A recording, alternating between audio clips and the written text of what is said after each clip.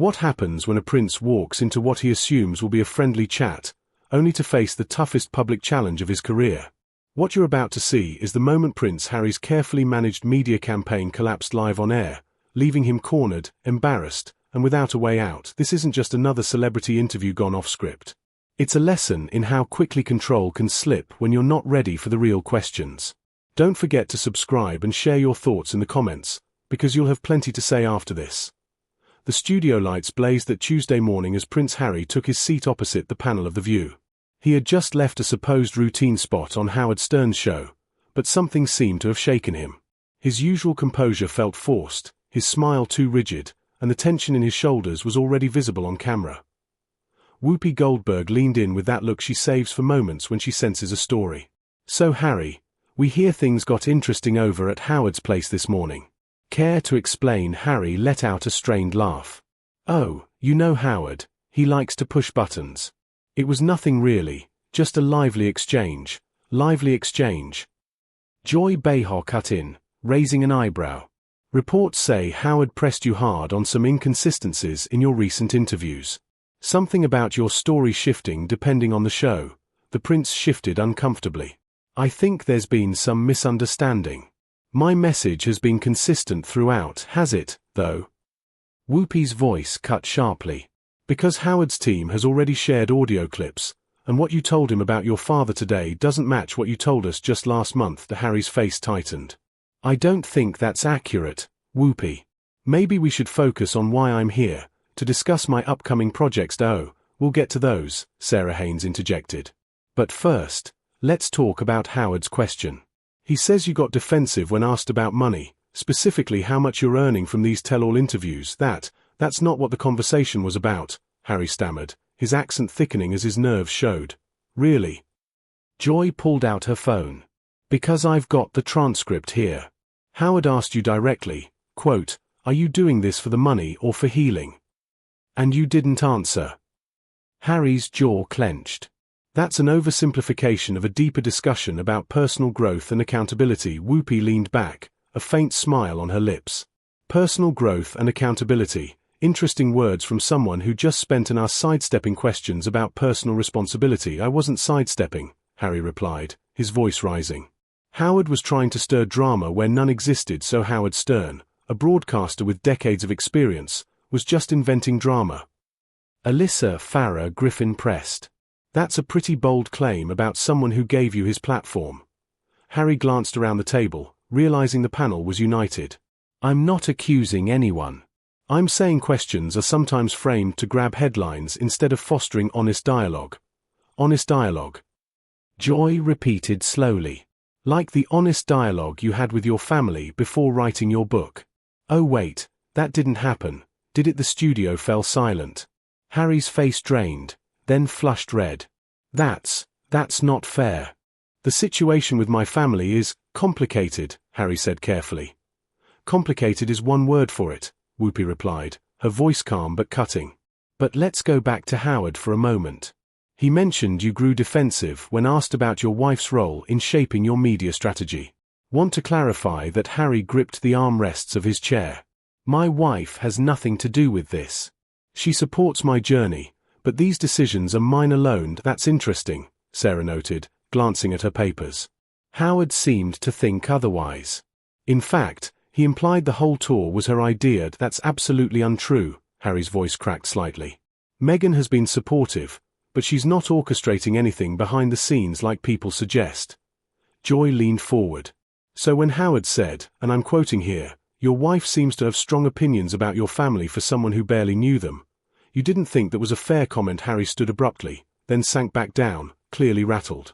Howard was out of line with that remark. "My wife saw dysfunction in my family that I was too blind to acknowledge." "Dysfunction," Whoopi repeated, her tone deliberate. "That's a strong word. Did you use that term when speaking to Howard?" "I might have. I don't remember every detail of a 2-hour conversation. 2 hours. Alyssa raised an eyebrow. "That's odd, because Howard's segment was only supposed to last 30 minutes. What stretched it out?" Harry realized his slip instantly. His face flushed. "I misspoke.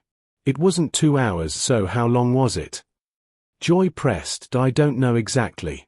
Time passes quickly during an engaging conversation. Engaging. Sarah echoed. That's not the word we'd use, given what we've heard about the heated exchange, especially over your reasons for criticizing your family. Harry's composure was unraveling. Look, I came here for a respectful conversation about moving forward, not to dissect every past interview. Moving forward, Whoopi repeated slowly. That's your focus, your career, your brand, your projects. But what about moving forward with your family? My family made their choice about our relationship long before I made mine, Harry snapped, his media polish slipping. Did they though? Joy challenged. From here, it looks like you chose to put private family matters on every platform that would pay you. And now you're surprised they're not welcoming you back. Harry's eyes flared. You have no idea what it was like growing up in that environment. The pressure, the expectations, the lack of support when I needed it. So you're saying your family never supported you? Sarah asked directly. That's not what I said. Then what are you saying? Whoopi pressed, her voice sharpening. Because your story seems to shift depending on who's asking and what reaction you want. Harry's face went pale. The audience could see he was cornered. My story hasn't changed. The core truth of my experience is the same. The core truth. Alyssa repeated, holding up her phone. Let's examine that. 3 weeks ago, right here, you said your father was supportive after your mother's death. Yet this morning, Howard played a clip where you claimed he was emotionally absent. Which version should we believe? Harry opened his mouth, then closed it again, speechless. Context matters, he said finally. Different conversations highlight different aspects of complex relationships. Different aspects. Joy scoffed. That's not nuance, Harry, that's contradiction. You can't have it both ways. I'm not trying to have it both ways, Harry protested, his voice rising. I'm giving honest answers to difficult questions about a complicated family dynamic. Honest answers. Whoopi leaned in, her tone serious. Let's test that. Howard asked you directly if you regret anything you've said publicly about your family. What was your response? Harry hesitated. I told him I stand by everything I've said, because it's my truth, your truth. Sarah jumped in. Howard pushed back, didn't he? He asked whether your truth might be hurting people. And you got upset. That I wasn't upset, I was frustrated, Harry insisted. People keep trying to guilt me for speaking about my own experiences. Your own experiences, Joy repeated slowly. Experiences that involve other people who can't defend themselves in the same forum. Harry's hands trembled visibly.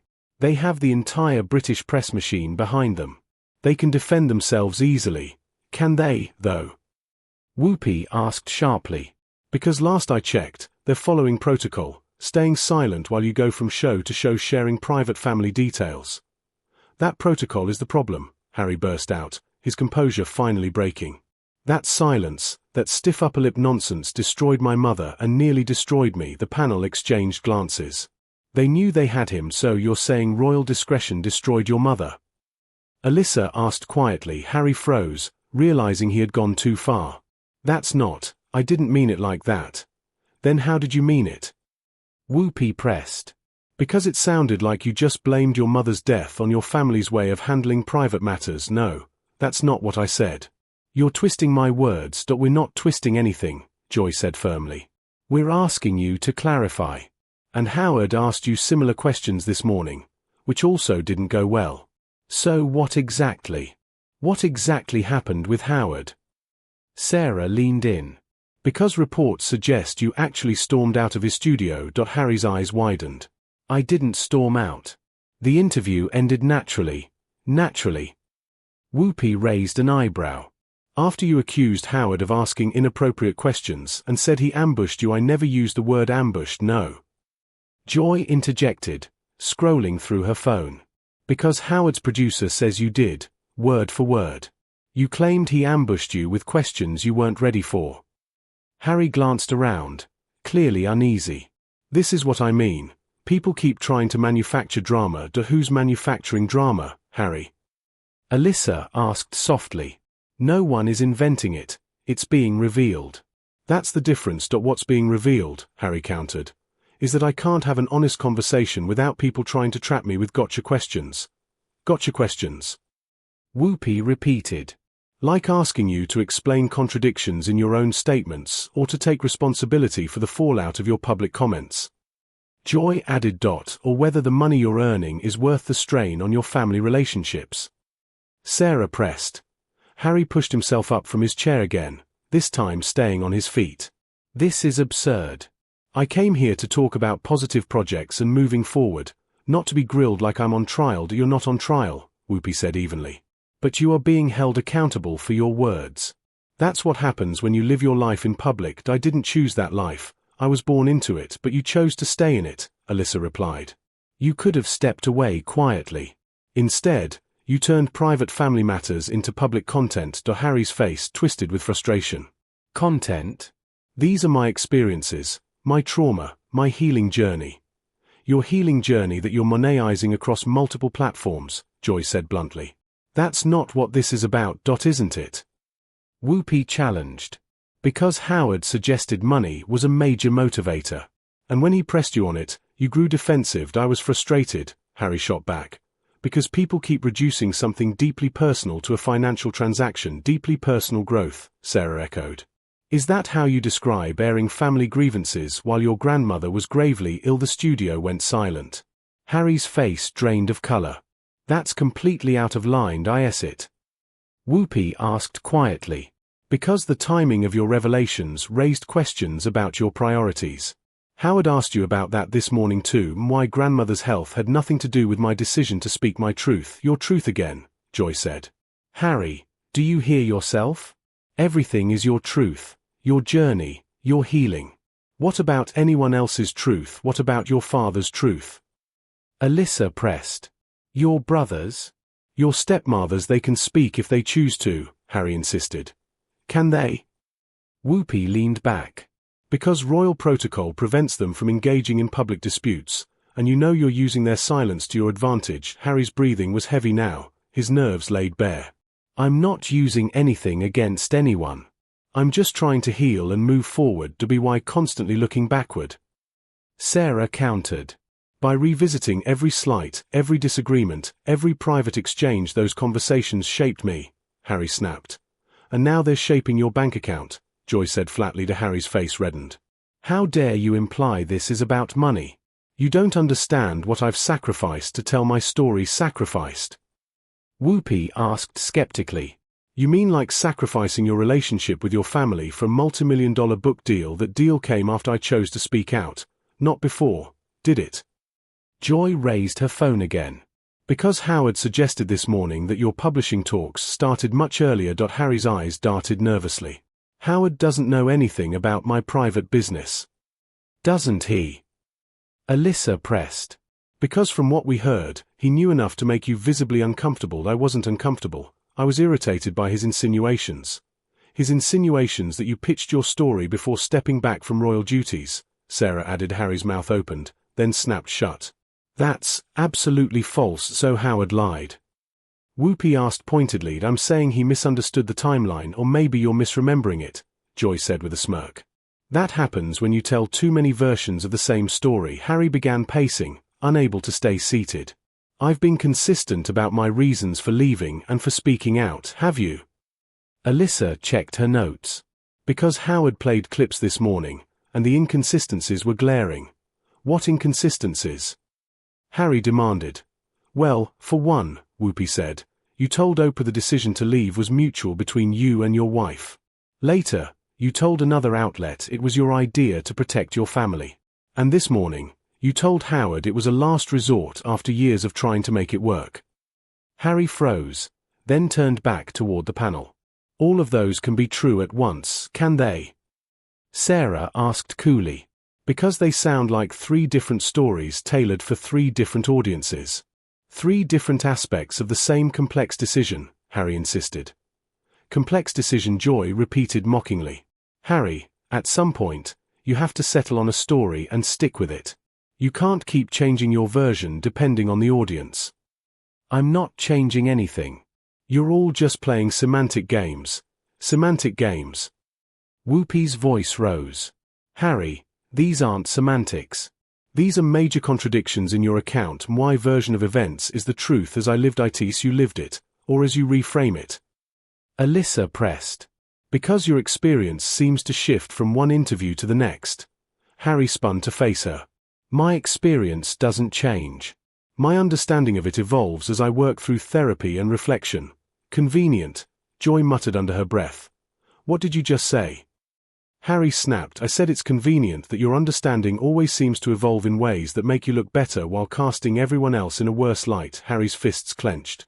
That's not what's happening, isn't it? Whoopi stood now, her tone sharp.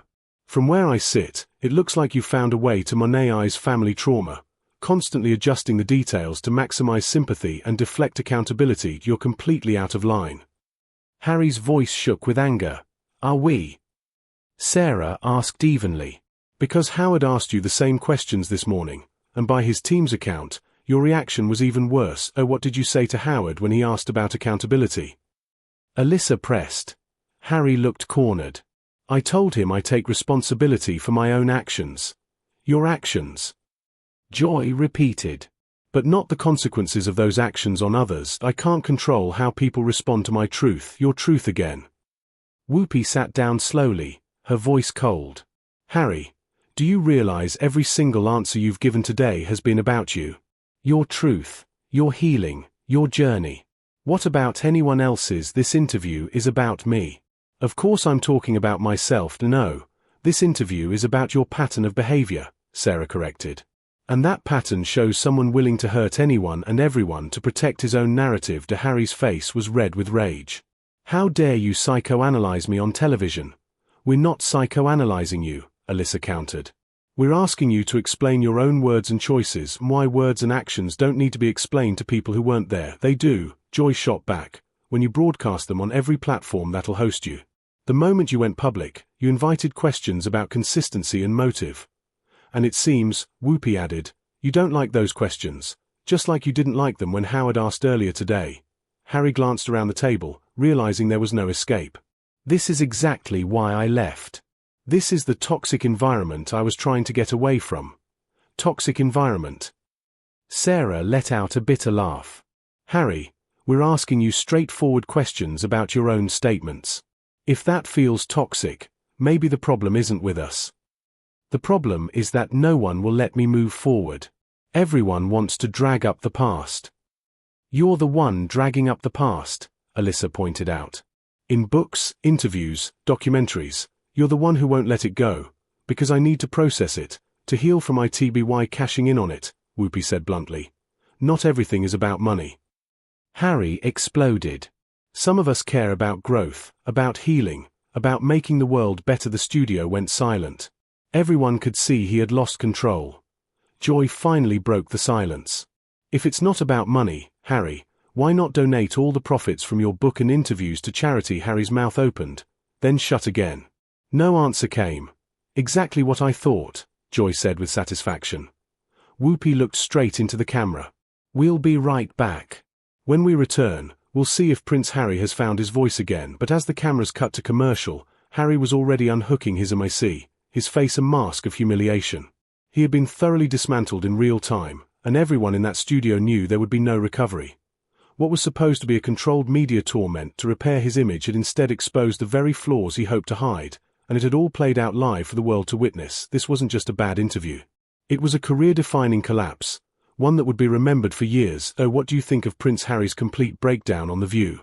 Did the hosts cross a line, or were they finally asking the questions others avoided? Share your thoughts in the comments, and be sure to subscribe for more revealing interviews that cut through carefully crafted public images.